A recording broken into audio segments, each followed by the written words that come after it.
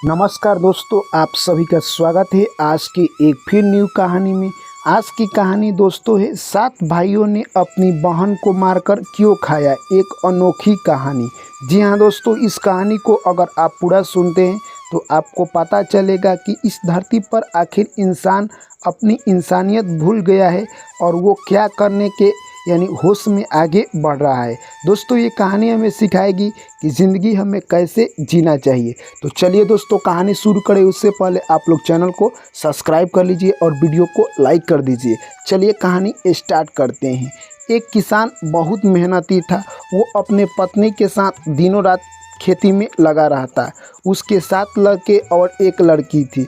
दोस्तों किसान इतना मेहनत करता कि उसके बाद भी उसके घर यानी कहे तो अच्छी तरह से खान पान नहीं हो पाता। फिर भी किसान अपने दिनों रात मेहनत में लगा रहता है। एक दिन की बात है, किसान की तबीयत काफ़ी ख़राब हो जाती है और उसके पास पर्याप्त धन नहीं था जो कि अच्छी हॉस्पिटल में यानी कहे तो अच्छी डॉक्टर से दिखा पाए। और कुछ दिनों के बाद किसान इस दुनिया को छोड़कर चल बसता है। उसके बच्चे जो भी थे वो छोटे छोटे थे।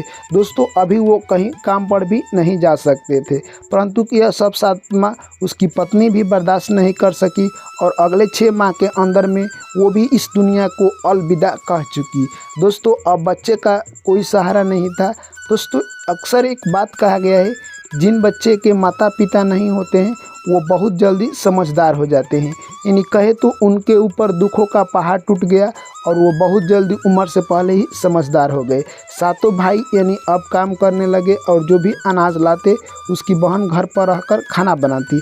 ऐसे ही उनका दिन गुजारा होते गया और आगे चलकर कुछ सालों के बाद वो लोग बड़े हो जाते हैं। अब छोटी बहन जो थी वो घर में खाना बनाती, सातों भाई यानी कहे तो पैसा कमा कर लाते और उसी से उन लोगों का दिन का गुजारा चलता है।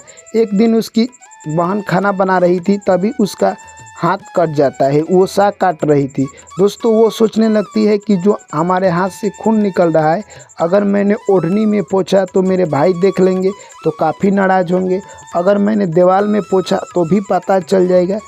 वो सोचती है क्यों ना मैं साग में ही पोंछ दूँ।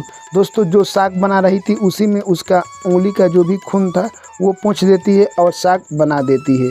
उसके सातों भाई आते हैं और खाना खाते हैं, उनको काफ़ी अच्छा लगता है। तभी उनमें से एक भाई बोलता है कि आज बहन तुम क्या खाना स्पेशल बनाई हो, जिसलिए खाना का स्वाद काफ़ी अच्छा लग रहा है।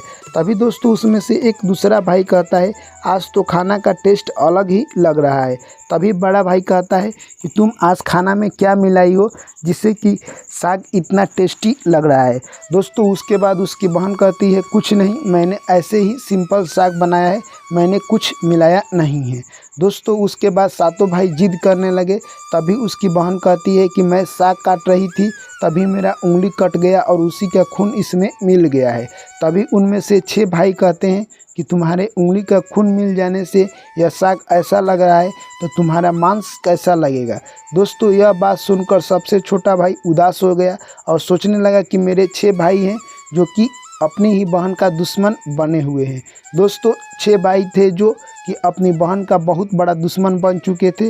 उन्होंने प्लान बनाया कि अपनी बहन को मारकर हम लोग खा जाएंगे, क्योंकि जिसका खून इतना अच्छा लग रहा है तो उसका मांस कितना अच्छा लगेगा। परंतु सबसे छोटा भाई था जो कि अपनी बहन की सपोर्ट में था, परंतु वो खास कुछ कर भी नहीं सकता था क्योंकि वो सबसे छोटा था। 6 भाई ने प्लान बनाया कि अगले दिन अपनी बहन को इस जगह पर हम लोग बुलाएंगे। दोस्तों वो लोग भुसलाकर अपनी बहन को कहते हैं कि तुम्हें लड़के वाले देखने के लिए आते हैं, तुम यहाँ पर तैयार होकर अगले दिन चले आना। दोस्तों वो लोग काम पर जाते हैं और अपनी बहन को वहीं पर बुला लेते हैं। जैसे ही उसकी बहन वहाँ पर पहुँचती है, वो लोग अपनी बहन को एक वृक्ष में यानी कहे तो रस्सी से बांध देते हैं।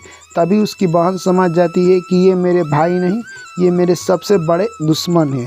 दोस्तों उसके बाद एक एक कर यानी कहे तो तीर धनुष से निशाना लगाने लगते हैं। जैसे ही पहला भाई तीर धनुष से निशाना लगाता है, उसकी बहन कहती है कि तेरा तीर भैया मुझे न लगकर यानी इस ग्राउंड में चला जाएगा। ऐसे ही 6 भाई निशाना लगाते और किसी का निशाना नहीं लगता है। परंतु जैसे ही 7वां भाई यानी सबसे छोटा भाई आता है, तभी 6 भाई कहते हैं कि अगर तुमने अपनी बहन को नहीं मारा तो हम लोग तुम्हें नहीं छोड़ेंगे।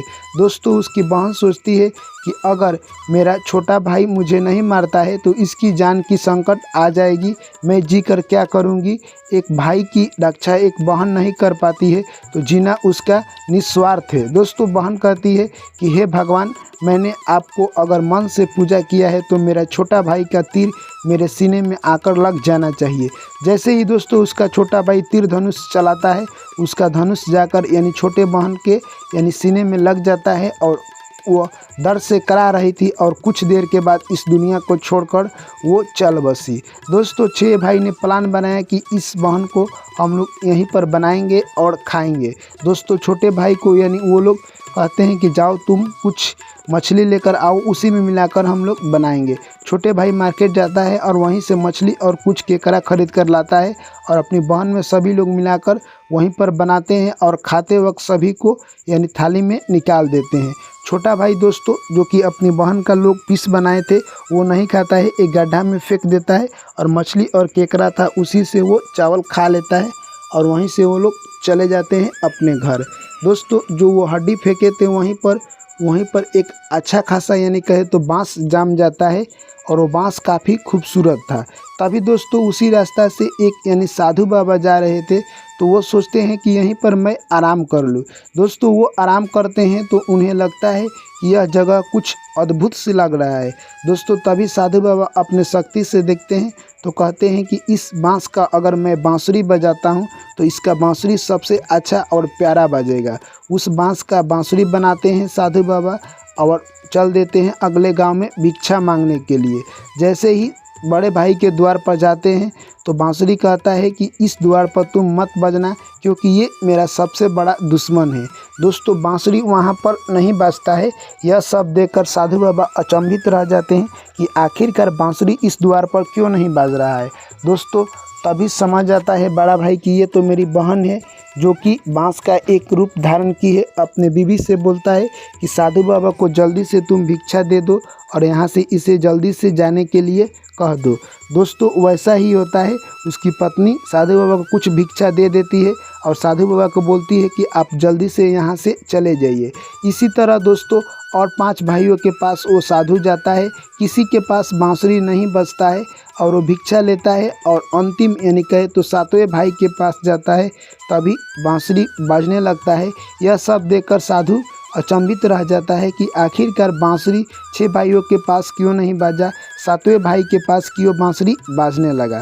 दोस्तों उसके बाद 7वां भाई आता है जो कि उसका शादी नहीं हुआ था। वो कहता है कि हे साधु बाबा आपकी मैं क्या सेवा कर सकता हूँ। तभी साधु बाबा कहते हैं कि तुम मेरा सेवा कुछ नहीं करो, एक मुट्ठी चावल दे दो। तभी दोस्तों यानी कहे तो बांसुरी काफ़ी अच्छी लगी। बोलता है कि अगर आप मुझे यह बांसुरी दे देते हैं तो मैं आपका ऋणी रहूँगा। दोस्तों साधु बाबा कहते हैं ठीक है, तुम इस बांसुरी को ले लो और मुझे कुछ चावल दे दो।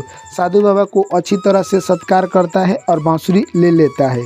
दोस्तों बांसुरी लेकर वो अपने घर में रख दिया।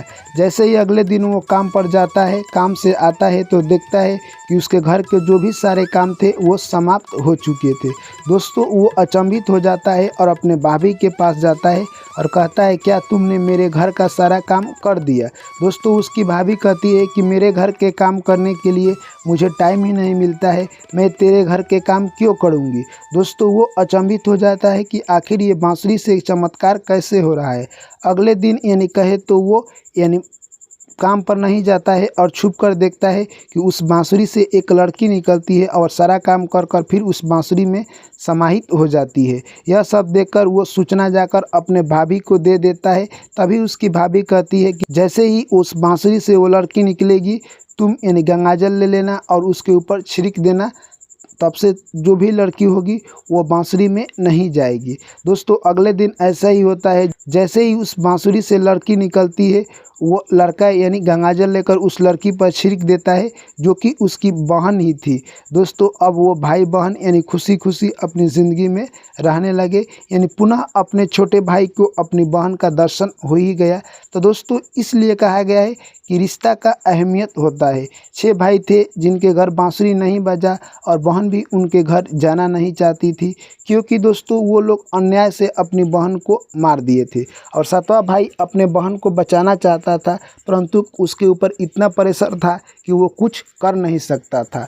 परंतु दोस्तों कहा गया है कि जिसके ऊपर भगवान की छत्र छाया हो, पूरा दुनिया यानी पूरा कायनात कहे उसे झुकाने में लग जाए, पर उसे कोई नहीं झुका सकता जिसे खुदा बचाने वाला हो। तो दोस्तों ये कहानी आप लोगों को कैसी लगी कमेंट करके हमें ज़रूर बताएं। वीडियो अच्छी लगी है तो लाइक कीजिए, शेयर कीजिए। फिर आप लोगों से मुलाकात होगी ऐसी ही एक न्यू कहानी में, इसलिए चैनल को सब्सक्राइब कर लीजिए।